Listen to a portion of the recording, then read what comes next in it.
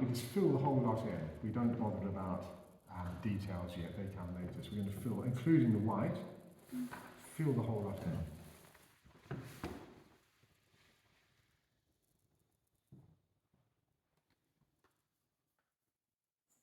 And we put the shadow in here.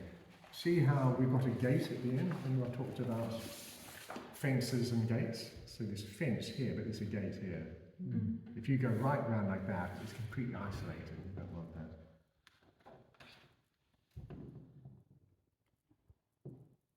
And it comes up quite steep, doesn't it? It's not an even curve. It's gentle, and then it goes vertical. All these little things gradually add to the character of something. So what size brush are you using? this is a 2, I think. 2, I think, 2 or 3. Yeah. You don't want it too big, otherwise you can't. On the other hand, you don't want it too small because otherwise you get little lines. And we're talking about mass, still mass. Is that squirrel? Squirrel. Oh, yeah, always Kilinsky squirrels. No, it's Sable. Yeah. With all this, generally you've got to do it twice, so don't try to get it as dark as you want all in one go, otherwise you'll poke a hole.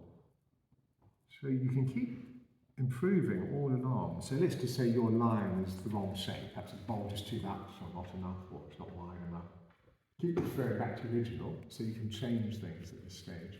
Don't stick necessarily to your drawing if you feel that it's wrong.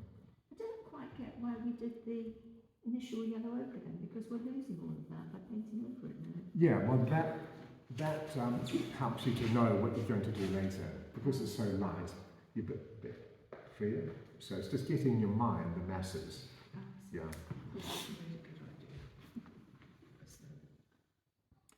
I mean, experienced painters will actually do the thinking with the yellow. I'll show you some photographs of trying to do lines. So instead of doing the thinking in the pencil and line, I'll actually do it. Some of it directly onto the wall with the paper, just getting the main masses. After I've done this, I'll show you a sketch that I did of a fresco. And this is one figure. It's the no, it's an icon of fresco. There's one figure, one of the soldiers, I think, the Christ crucifixion, and just had one line like that and caught the dynamism. Everything else was sort of added to that one swoop. I think Martin Earl was doing that when he did the crucifix. That's right. Yeah. Because it was very interesting to see the intermediate stages there. I think we're putting up on the internet the process of making an icon. I finished years ago, about 4 weeks ago, but my mistress is putting it up really slowly. But there you can see the first yellow.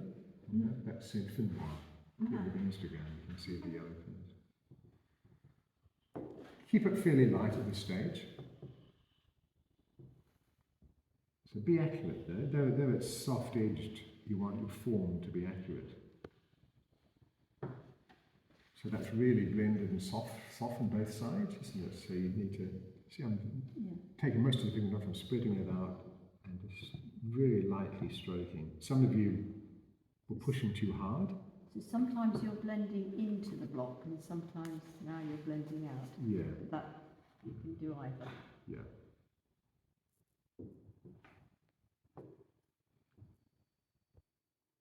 So the whole bed, just treat as one unit, don't get into lines or anything else. I don't want to see any lines at this stage, all right?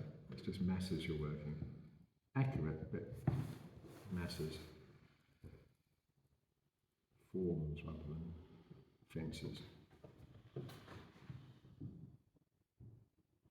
You can see how I'm sometimes using this here, just to blend an edge. So that's the glaze?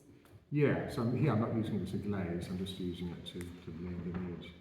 Sometimes you blend with a dry brush, sometimes if you're getting quick enough when your reservoir is still a bit wet, you can just use a bit of water or glaze to soften the edge. So is it water? You can use water? You can use water. If you're going to blend a lot, dilute a lot, then if you only use water, there's a danger that the finished result will be a bit powdery. So just depends how much you're going to dilute the edge. If it's a lot, then probably that's safer because you're adding a bit of egg to it. want too much there, do you? So fine balance. Well, that's right, yeah. So, the ideal, and more I paint vertically, even if it's small, I kind of tend to paint vertically because at the moment I'm seeing everything at an angle. So you're seeing everything, what's it called parallax, where you're seeing things at an angle rather than at right angles. So if you can paint vertically, it's not space here to do that, you need a easel.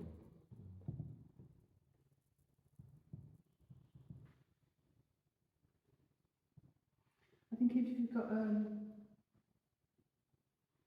the stretchers at the back, I brought a towel to rest it under because it can wobble about a bit. Yeah.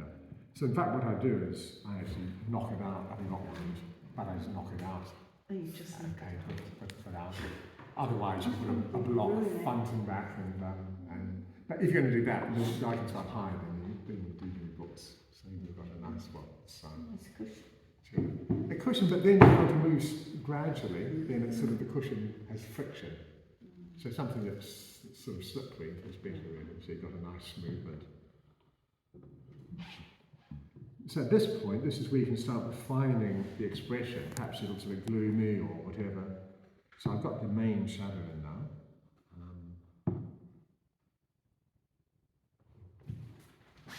So you might find the moustache is not quite the right shape. This is when you want to, like here, you see a nice change of direction here, isn't there?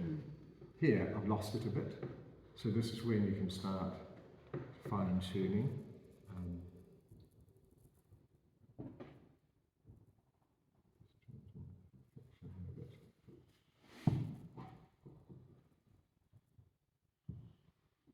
As I said, keep it fairly watery at this stage, just so you can go in and darken later, but if it's too dark, you can't lighten it.